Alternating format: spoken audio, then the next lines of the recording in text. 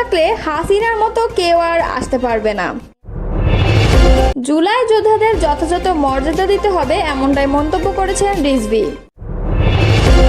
ইরানে সেনা কমান্ডার, পরমাণু বিজ্ঞানী সহ 60 জনের রাষ্ট্রীয় জানাজা অনুষ্ঠিত। ইস্পাহানের ভূগর্ভেই ইরানের পারমাণবিক শক্তি। এতক্ষণ শুনছিলেন সংবাদ শিরোনাম, এবারে বিস্তারিত।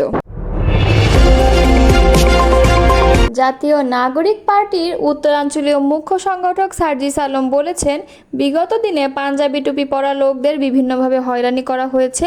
আগামীতে দেশ, জনগণ ও খুনিদের বিচার প্রশ্নে ঐক্যবদ্ধ থাকব। আমরা এক থাকলে হাসিনার মতো কেউ আর আসতে পারবে না। যত বড় খুনি হোক, তাদের প্রতিহত করা হবে। শনিবার বিকালে ঢাকার সোহরাওয়ার্দী উদ্যানের সংস্কার, গণহত্যা, বিচার ও পিআর পদ্ধতিতে জাতীয় নির্বাচনের দাবিতে ইসলামী আন্দোলনের আয়োজিত মহাসমাবেশে আমন্ত্রিত অতিথির বক্তব্যে তিনি এসব কথা বলেন। সার্জিস আলম বলেন, কারো অপপ্রচার বা প্রোপাগান্ডায় কিচ্ছু যায় আসে না। 24 পরবর্তী বাংলাদেশে সবাই ঐক্যবদ্ধ। আগামী জাতীয় নির্বাচনে কোনো নির্দিষ্ট দল বা ব্যক্তিকে সামনে রেখে কিচ্ছু হবে না বলে মন্তব্য করেন এনসিপির এই নেতা। এ সময় সংখ্যানুপাতিক পদ্ধতিতে নির্বাচনের পক্ষে সার্জিস মতামত ব্যক্ত করেন। মহাসমাবেশে ইসলামী আন্দোলনের কেন্দ্রীয় নেতারা ছাড়াও বিভিন্ন রাজনৈতিক দলের প্রতিনিধিরা বক্তব্য রাখেন। এতে সভাপতিত্ব করেন ইসলামী আন্দোলনের আমির ও চরমোনাই পীর মুফতি সৈয়দ মোহাম্মদ রেজাউল করিম। রংপুরে জাতীয় পার্টি ও এনসিপির নেতাকর্মীদের করা পাল্টাপাল্টি অভিযোগ মামলা হিসেবে রেকর্ড করা হয়েছে। রোববার রাতে কোতোয়ালি থানায় মামলা দুটি রেকর্ড করা হয়। বিষয়টি নিশ্চিত করেছেন কোতোয়ালি থানার ওসি মোহাম্মদ আতাউর রহমান। এর আগে গত বৃহস্পতিবার নগরীর সেনপাড়ায় জাপা চেয়ারম্যানের বাড়ি দ্য স্কাই ভিউতে হামলা, ভাঙচুর ও বাড়িতে রাখা কয়েকটি মোটরসাইকেল অগ্নিসংযোগের ঘটনা ঘটে। ওই ঘটনায় শুক্রবার রাতে কোতোয়ালি থানায় বৈষম্য বিরোধী ছাত্র আন্দোলন ও এনসিপির নেতাকর্মীদের বিরুদ্ধে মামলা করতে আসেন জাপার কয়েকজন নেতা। মামলার বাদী হন জাতীয় ছাত্র সমাজের কেন্দ্রীয় সদস্য সচিব আরিফ আলী, কিন্তু সেদিন মামলা রেকর্ড না করে অভিযোগ হিসেবে নেয় থানা পুলিশ।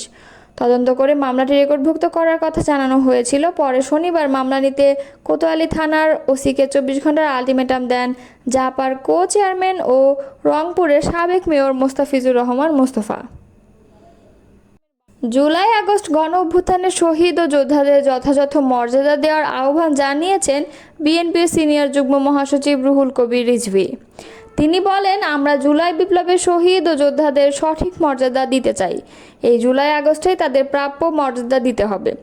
শনিবার দুপুরে রাজধানীর শেরেবাংলা নগরের বাংলাদেশ চীন মৈত্রী সম্মেলন কেন্দ্রে বিএনপির ঘোষিত মাসব্যাপী কর্মসূচির অংশ হিসেবে গণ অভ্যুত্থান 2024 জাতীয় ঐক্য ও গণতান্ত্রিক অভিযাত্রা শীর্ষক আলোচনা সভার ভেন্যু পরিদর্শন শেষে এসব কথা বলেন তিনি।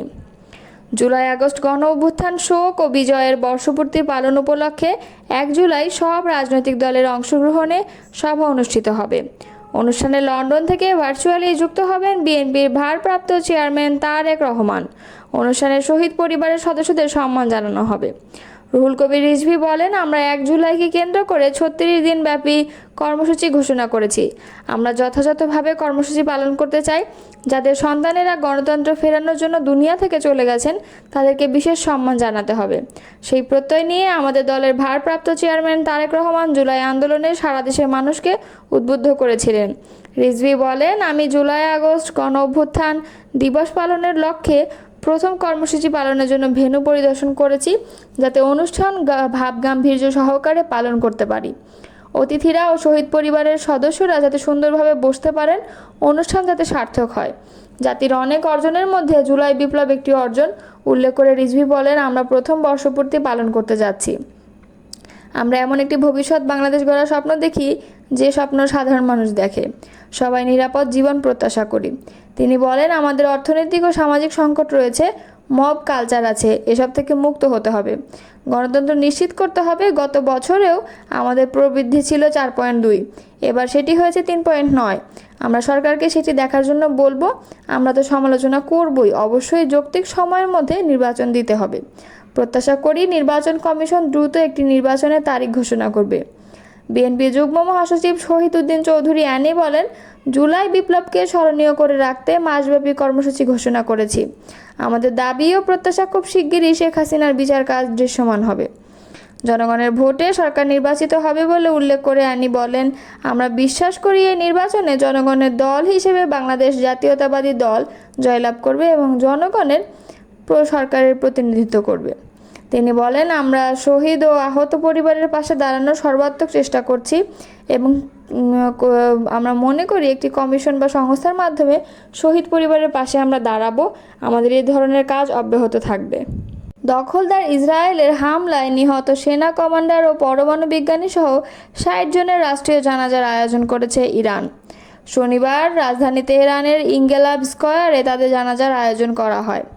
নিহতদের মরদেহগুলো ইরানি পতাকায় মোড়ানো ছিল, আর কোনো কফিনে কার মরদেহ রয়েছে সেটি শনাক্তে সামনে ছবি দেওয়া ছিল।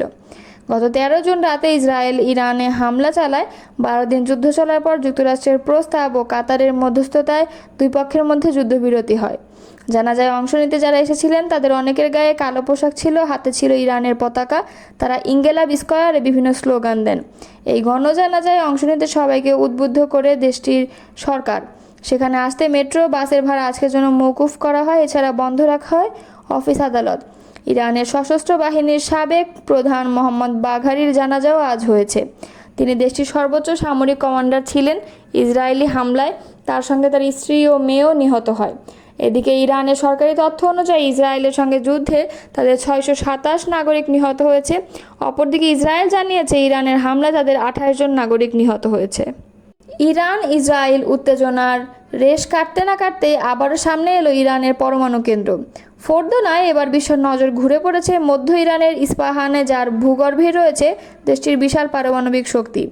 এটি মাটির অনেক নিচে গড়ে তোলা তেহরানের সবচেয়ে গোপন এবং দুর্ভেদ্য পারমাণবিক ঘাঁটি, যেখানে রয়েছে ইরানের সমৃদ্ধ ইউরেনিয়ামের সবচেয়ে বড় মজুদ, যা একটি পারমাণবিক বোমা তৈরির জন্য যথেষ্ট। ওয়াশিংটনের সামরিক ও গোয়েন্দা কর্মকর্তারা দাবি করছেন এই ঘাঁটিতে ইরান তার ইউরেনিয়ামের প্রায় 60% মজুত করে রেখেছে। একই সঙ্গে তারা স্বীকারও করেছেন ইস্পাহান পারমাণবিক স্থাপনায় হামলায় শক্তিশালী বাংকার বাস্টার বোমা ব্যবহার করেনি যুক্তরাষ্ট্র, কারণ এই স্থাপনাটি এতটাই গভীরে যে এই ধরনের বোমাও সেখানে কার্যকর হতো না। বৃহস্পতিবার মার্কিন সিনেটরদের এক গোপন ব্রিফিং এই তথ্য নিশ্চিত করেছেন মার্কিন প্রতিরক্ষা বিভাগের জয়েন্ট চিফস অব স্টাফের চেয়ারম্যান জেনারেল ড্যান কেইন। শুক্রবার এই খবর জানিয়েছে মার্কিন সংবাদ মাধ্যম CNN। মার্কিন কর্মকর্তারা বিশ্বাস করেন স্থাপনাটির ভেতরের অংশ, যেখানে ইরানের প্রায় 60% সমৃদ্ধ ইউরেনিয়াম মজুদ রয়েছে, তা এতটাই গভীরে অবস্থিত যে সেগুলো ধ্বংস করা এই বোমার পক্ষে সম্ভব হতো না। যুক্তরাষ্ট্রের B-2 বোমারু বিমান থেকে ফোর্দো ও নাতাঞ্জ স্থাপনার উপর ডজন খানেক বাংকার বাস্টার ফেলা হলেও ইস্পাহানে কেবল সাবমেরিন থেকে ছোড়া টমাহক ক্ষেপণাস্ত্রের মাধ্যমে আঘাত করা হয়েছে। জেনারেল কেইনের পাশাপাশি প্রতিরক্ষা সচিব পিট হেগসেথ, পররাষ্ট্রমন্ত্রী মার্কো রুবিও এবং মার্কিন গোয়েন্দা সংস্থার পরিচালক জন র্যাডক্লিফও এই ব্রিফিংয়ে উপস্থিত ছিলেন।